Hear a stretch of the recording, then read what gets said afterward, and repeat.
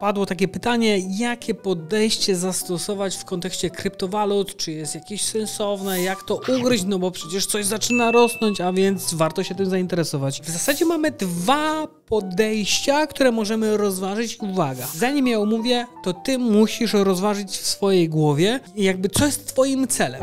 Jeżeli chcesz zainwestować albo chcesz być w rynku kryptowalut po to, żeby tego doświadczyć, zobaczyć jak to funkcjonuje i interesują cię projekty, funkcjonalność, co możesz z tym wszystkim zrobić po prostu, to jest sprawa numer jeden, że interesuje cię w ogóle jakby ta technologia, ta sfera, tego typu instrument, w ogóle działanie w rynku kryptowalutowym, no to jakby to jest jedno podejście. A drugie podejście to jest takie czysto zarobkowe, takie na zasadzie Paweł, bo ja chcę zainwestować, ja chcę dużo zarobić, bo tam są ogromne możliwości, bo już widziałem tyle materiałów, że ludzie zarabiają tyle hajsu, ja też chcę się w końcu dorobić, Podejście, które się totalnie nie sprawdzi, niezależnie od tego, co za chwilę usłyszysz. Jeżeli masz podejście takie, że masz, nie wiem, $100, 1000, $5000 i jutro chcesz zarobić 100%, a za tydzień 1000%, bo to są rynki kryptowalutowe i można i tyle pokazują ludzie, że tyle się zarabia, to jesteś w błędzie. To będzie bardzo, bardzo, bardzo trudne i to jest nierealne oczekiwanie, więc jeżeli takie masz, to je wyrzuć do kosza, bo po prostu się nie spełni. Pierwsze, które jest bardzo bliskie jakby mi, które ja sam wdrażam, realizuję od wielu, wielu lat, to jest takie podejście typowo inwestycyjne.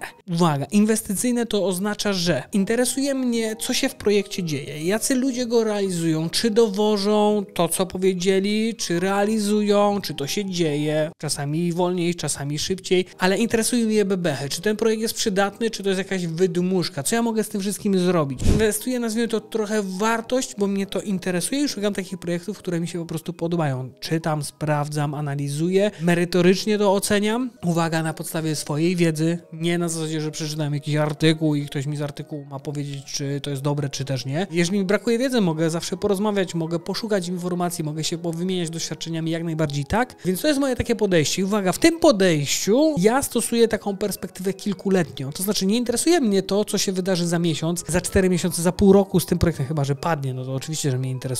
Albo że będzie super hype i wiecie, to będzie bomba, no to oczywiście, że tak, ale co do takich krótkoterminowych jakichś wahań, nie wiem, 10% w tą, 15% w tą, czyli mogę stracić 15%, 20%, 30%, nawet 50%, mogę zyskać 50%, nie to jest najważniejsze i jeżeli w projekcie cały czas coś jest do zrobienia i mało tego zespół to dowozi i to się cały czas rozwija. Więc daję sobie perspektywę długoterminową, no bo ja nie potrzebuję na jutro mieć zarobionych $100 z 1000 zainwestowanych. Kolejny element, który się z tym wiąże, jeżeli takie podejście chcesz zastosować, czyli interesuje cię inwestowanie w projekty, w te wartości, nazwijmy to w ten sposób, to też nie chodzi o to, żebyś wybrał sobie albo wybrała jeden projekt, załóżmy, że to będzie tylko Bitcoin, albo Ethereum, albo nie wiem, cokolwiek, Polygon, nieważne. Jeżeli chcesz inwestować, to oczywiście tworzysz jakiś portfel różnych projektów, bo uwaga, one różnie się zachowują, jedne działają lepiej, drugie wolniej, drugie szybciej, niektóre gdzieś tam podupadają, więc nie ma jednego projektu, który jest najlepszy, tak?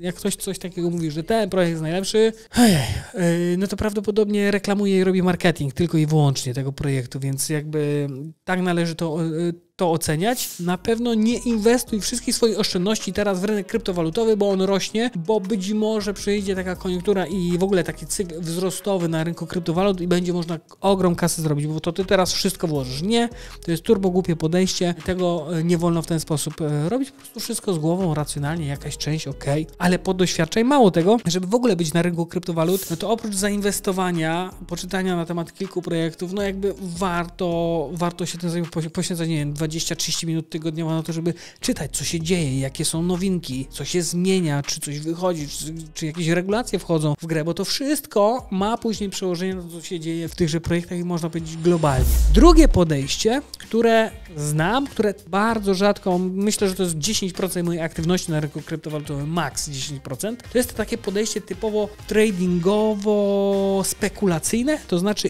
w zasadzie nie interesuje mnie, co jest w projekcie, to mogą być tokeny, czyli inwestuję w jakieś tokeny, dalej nazwijmy to kryptowaluty. Natomiast co się dzieje w tle? Niespecjalnie, dlatego że w danym momencie jest jakiś hype, widać jakieś tam ruchy, gdzieś coś się dzieje i widać, że dany projekt jest gdzieś tam wyciskany mocno do góry, żeby urósł i na tym można też zarobić, ale uwaga, tu już jest potrzebne jakieś tam doświadczenie, obycie w tym rynku, czyli to takie podejście tradingowo-spekulacyjne. Tak, przy tej perspektywie, przy realizacji tego typu inwestowania, no można zdecydowanie patrzeć na perspektywę taką kilkudniową, nawet kilkutygodniową, też jest jakby okej. Można szybciej realizować pewne rzeczy, mało tego nawet trzeba, no bo ciebie interesuje tylko i wyłącznie wzrost wartości, a totalnie nie ma znaczenia, co się stało w projekcie. Uwaga, podpowiem, w przypadku tej wersji spekulacyjnej, jeżeli uważasz, że masz dobre informacje i być może strategię i plan, to są platformy, które umożliwiają, tak jak na rynku tradycyjnym, walutowym, surowcowym, indeksów akcji, pozwalają ci obstawiać, że dany projekt będzie rósł, czyli wartość danego projektu, tokenu, kryptowaluty, że będzie rosła lub będzie spadać, więc możesz obstawić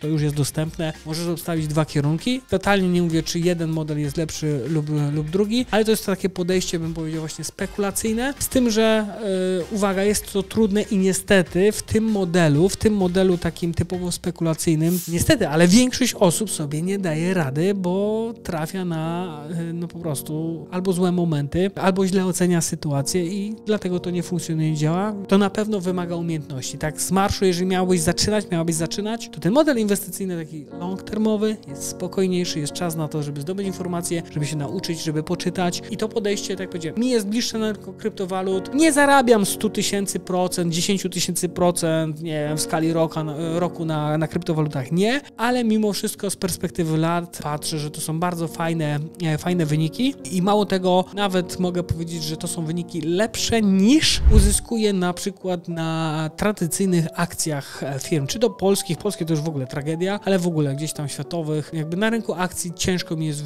wyciągnąć już zbliżony nawet wynik do tego, który na rynku kryptowalut uzyskuje. I też jeszcze jedna rzecz, jeżeli stosujesz podejście inwestycyjne, kupuj wtedy, kiedy jest ku temu okazja, jeżeli obstawiasz, że w ogóle ten projekt będzie rosnąć, ale nie kupuj, kiedy on już jest gdzieś tam wystrzelony w kosmos. Jeżeli widzisz, że na wykresie nie ma nic niżej, tylko wiecie, jesteśmy na suficie, to być może to nie jest najlepszy moment do tego, żeby zawierać transakcje. To taka przestroga, bo wiele osób na Bitcoinie to zrobiło po 60,000, bo będzie po 100 i się nie sprawdziło. I wiele osób straciło w ten sposób pieniądze, mimo tego, że chcieli to zrobić inwestycyjnie, więc tutaj masz materiał, w którym możesz zobaczyć, jak założyć i w ogóle funkcjonować na rynku kryptowalut totalnie od podstaw. Jedna z platform, która umożliwia m.in. handel, uruchomienie portfela, pierwsze transakcje. Spokojnie sobie zobacz, takie króciutkie wprowadzenie, jeżeli zaczynasz swoją przygodę. Pamiętajcie o kciukach, o subach, moi drodzy,